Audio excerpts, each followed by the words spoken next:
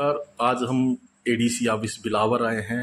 पिछले दिनों social media पे एक वीडियो वायरल हुआ था। वो वीडियो की सत्यता के प्रति हमने जानने का प्रयास किया है कि क्या वो एक तरफा ही पत्रकारिता हुई है और एक सामाजिक दायरे के अंदर रहने वाले और एक पत्रकार फैकल्टी के सदस्य होने के कारण हम एडीसी बिलावर जी विनय खोसला जी का भी पक्ष जानने के लिए पहुंचे हैं। हमारे साथ अंजू जी हैं, वो सर से कुछ बात करेंगे। रवि जी, नितिन जी हैं। सर, वो गुड़ा के लाल का एक वीडियो वायरल हुआ सर, उसके बारे में आप कुछ प्रकाश डाल सके ताकि लोग जान सके कि सत्यता क्या है। क्या था वहाँ पे, एक्चुअल में क्या हुआ था वहाँ पे? देखिए, मैंने भी कल देखा एक बड़ा वीडियो वायरल जो हुआ है जो गुड़ा कल्याण हायर सेकेंडरी स्कूल का है। तो इस विषय में मैं थोड़ा आपसे एक चीज़ बात क्लियर कर देता हूँ कि आज से कोई 5-6 दिन पहले मुझे गुड़ा हायर सेकेंडरी स्कूल से स्टाफ से फ़ोन आता है कि यहाँ पे हमारी कुछ बच्चियाँ 10-15 बच्चियाँ, 1-2 शायद लड़के भी थे उसमें, वो कुछ एबनॉर्मल सा बिहेव कर रहे हैं। ये को पिछले हफ्ते की बात है। वो जैसे चीखे मार रहे होते हैं, कुछ ऐसा बिहेव कर रहे होते हैं। तो हमने इमीडिएटली उस बात का संज्ञान लिया और मैंने उसी समय सीओ साहब से बात की, भाई क्या इशू है पता करो। तो उन्होंने प्रिंसिपल से बात की कंसर्न। तो प्रिंसिपल ने बताया हाँ जी बच्चे ऐसे बिहेव कर रहे हैं। तो मैंने इमीडिएटली बीएमओ को बोला उसी वक्त, तो ताकि वो जो कंसर्न उधर उनके हेल्थ सेंटर है जहाँ पे गुड़ा कल्याण में, वहाँ की टीम को उधर तुरंत भेजिए और बच्चों की मेडिकल कंडीशन को जानने की कोशिश कीजिए कि बच्चे कैसे बिहेव कर रहे हैं। उन्होंने भी अपनी टीम भेजी। तो in the main time school premises में बच्चियाँ काफी, तो जब तक हमारी मेडिकल टीम भी पहुंची तो कुछ बच्चे जो हैं जो ऐसा बिहेव कर रहे थे वो अपने पेरेंट्स के साथ घर भी चले गए थे। तो कुछ बच्चे वहाँ पे मौजूद थे। तो उनका उन टीम ने मेडिकल एग्जामिनेशन किया उस टीम का। तो उनको अपेरेंटली क्लिनिकली उनको ये लगा कि कुछ बच्चों की पल्स रेट जो है, हार्ट बीट जो है वो बहुत ज़्यादा चल रही है, बड़ी फास्ट हार्ट बीट उनकी चल रही थी। तो एक बच्चे को फिर मुझे बीएमओ साहब ने बताया, हमने इधर हॉस्पिटल भी लाया था, इधर बिलावर हॉस्पिटल में। तो उसकी हालत थोड़ी सी उसकी थोड़ा ऑक्सीजन लेवल शायद कम था। तो उसको फिर उन्होंने ग्लूकोज वगैरह दे के तो उसको उन्होंने फिर वहाँ से डिस्चार्ज कर दिया। तो ये पिछले हफ्ते की बात है। इन सारी चीज़ों को मद्देनजर रखते हुए तो इट वॉज ए वेरी एक सेंसिटिव इशू था। तो मैंने सभी चीज़ों को ध्यान में रखते हुए उसके बाद मैंने मुनासिब समझा कि फर्स्ट अटैम्प्ट में मैंने यहाँ के फूड सेफ्टी अफसर से बात की। मैंने कहा आप जाइए स्कूल के बाहर जो भी दुकानें हैं खाने पीने की, बरसात का मौसम है, तो जाके आप चेक कीजिए कोई रेडी जो कोई कुलचे वाला होता है स्कूल के बाहर, या कोई दुकान पकौड़े चाय वाला होता है, कोई खाने वाली रोटी वाला होता है, आप उनका मटेरियल चेक कीजिए कहीं बच्चों ने कोई एडल्ट्रेटेड चीज़ तो नहीं खा ली, कोई उधर गलत चीज़ तो नहीं बनी हुई जो बच्चे खा बैठे हैं सुबह से, वो तो ऐसा बिहेव कर रहे हैं। तो लेकिन उतना मीन टाइम मुझे पता चला कि सीओ साहब ने बोला है कि बच्चों को आप मंडे को आना, आप बीच में राखी है तो आप राखी तक घर बैठो, तो राखी के बाद आप मंडे को आ जाना। तो फिर मैंने उसको बोला फूड सेफ्टी अफसर को, आप मंडे को ही आपने वहाँ पे जाना है, मंडे को चेक करना, क्योंकि मंडे को सारे बच्चे आ जाएंगे और आप वहाँ पे चेक कर दे। और वो उसने फूड सेफ्टी अफसर ने कल मंडे को उधर विजिट भी किया और उसने चेक किया। उसमें उसको आ रहा था कुछ, पता नहीं शायद वो उसने अपनी को रिपोर्टिंग में लिखा है कि कलर यूज़ करते हैं या कुछ ऐसा। वो एक सेकेंडरी इशू है, उसने उसको जिसका गलत था उसको चलान भी किए हैं, जो फाइन उसका बनता होगा उसने वो किया है।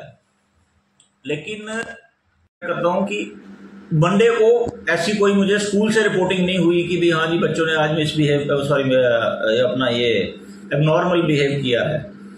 तो वो इशू जो था वो मैंने कहा चलो हो सकता है कुछ खाने में हो, तो आज चेकिंग हुई है तो मतलब मंडे को सब ठीक हो गया, मंडे को इट वाज ऑल ओके। तो जब मैं ट्यूसडे को फिर जब बारिश पड़ी थी तो I was on the way from इधर बिलावर की तरफ आ रहा था, तो फिर मुझे मैसेज आता है कि स्कूल में फिर बच्चियां खासकर ज़्यादा बच्चियां ही हैं जो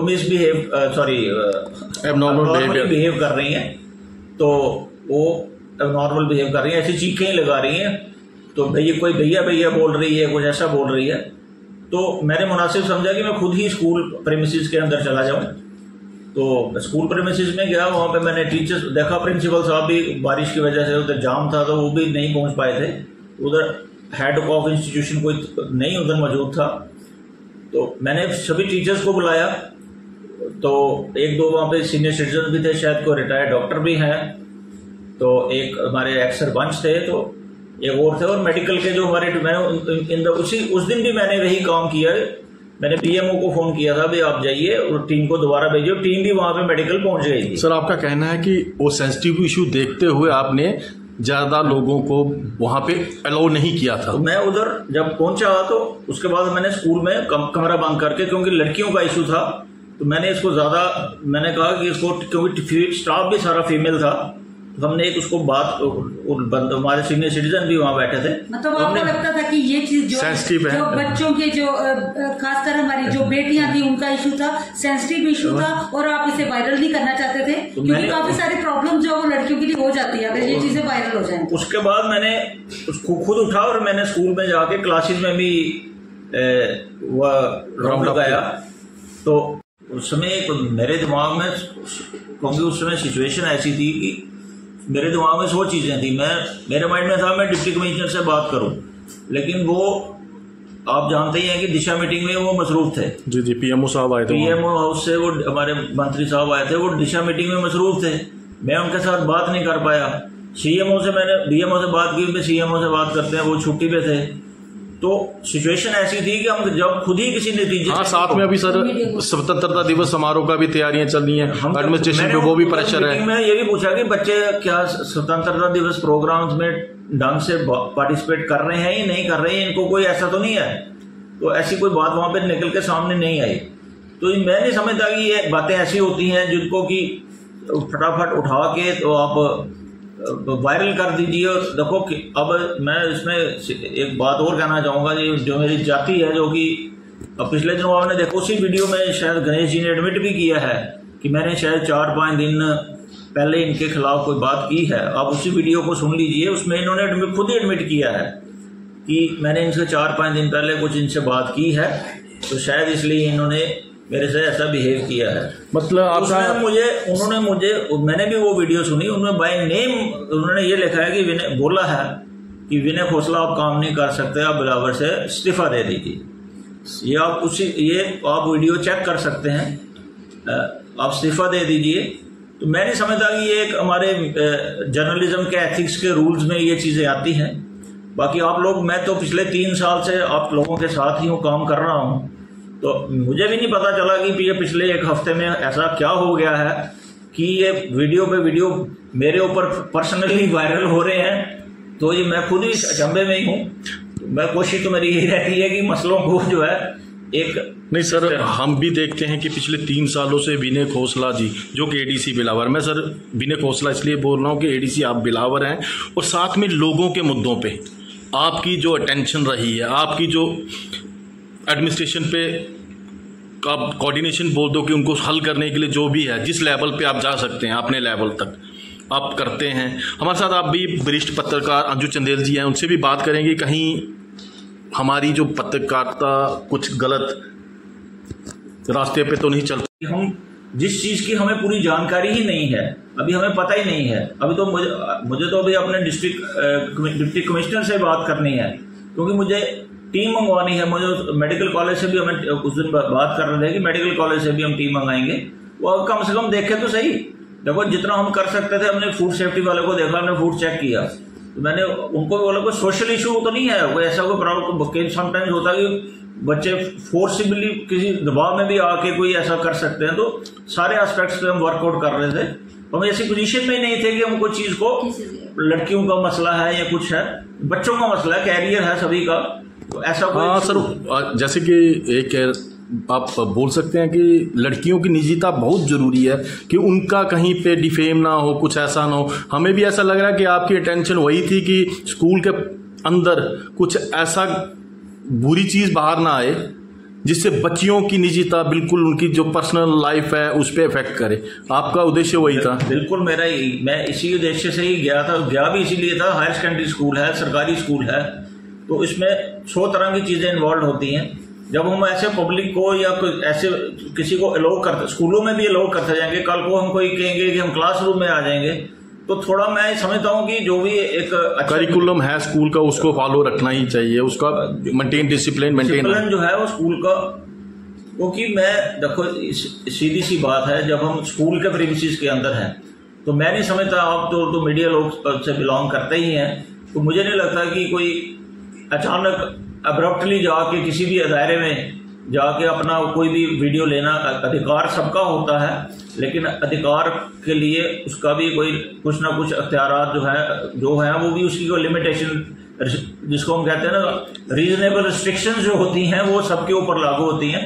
वो एज ए एडमिनिस्ट्रेटर मेरे पे भी लागू होती हैं। ये गणेश जी के साथ जो वारदात हुई है, उनका कहना है कि डेलीबरेटली मुझे बोला गया है कि गो बैक, यहाँ से चले जाओ, दफा हो जाओ, तो इसमें क्या सच्चाई? अंजू जी, मैं आपका थोड़ा सा सवाल को थोड़ा और ज्यादा स्पष्ट करूंगा कि गणेश जी ने जो वहां पे एक वीडियो वायरल करके बोला है कि मेरे साथ बदतमीजी अभद्रता हुई है, सर वो क्या मसला था?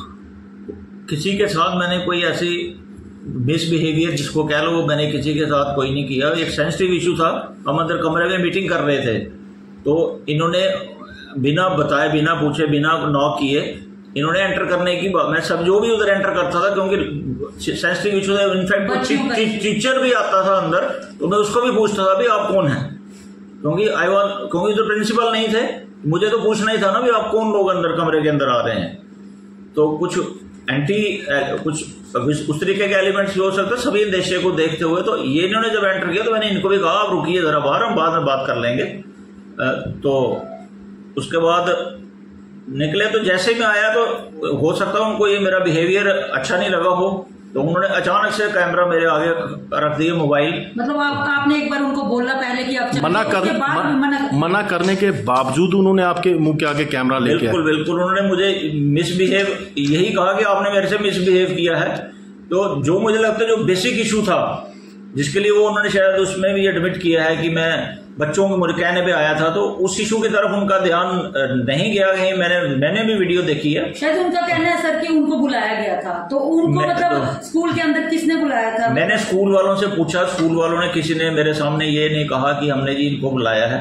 मैंने इसलिए कहा भाई आपको किसने बुलाया स्कूल के अंदर? एक सरकारी स्कूल है, हायर सेकेंडरी स्कूल है, यहाँ पे हमारे अडल्ट्रेशन नए जवान बच्चे होते हैं, नौजवान बच्चे होते हैं। बेसिकली आप भी चाहते थे कि वो जो सेंसिटिव इशू है उस रिलेटेड कोई भी बच्चियों की निजता पर हमला ना कर पाए, कोई वीडियो ऐसा ना होगा जो बच्चियों की इज्जत पे कुछ ऐसा। तो ऐसा शख्स जो कि इस चीज को अभी कोई, क्योंकि इशू इतना सेंसिटिव है, अभी तक तो मैं इस बात को सोच ही रहा हूं कि अभी तक भी मैंने अपने हमारे डीसी साहब हैं उनको भी मैंने ये कन्वे नहीं किया। वो भी मैं माइंड में ही था, मेरे चल रहा कि इनको भी कन्वे करेंगे, क्योंकि मुझे लगता है इधर कुछ शायद मेडिकल कॉलेज से भी एक डॉक्टर्स की टीम हम सोच रहे थे बनाएंगे, ताकि वो आके बच्चों को चेक करेंगे।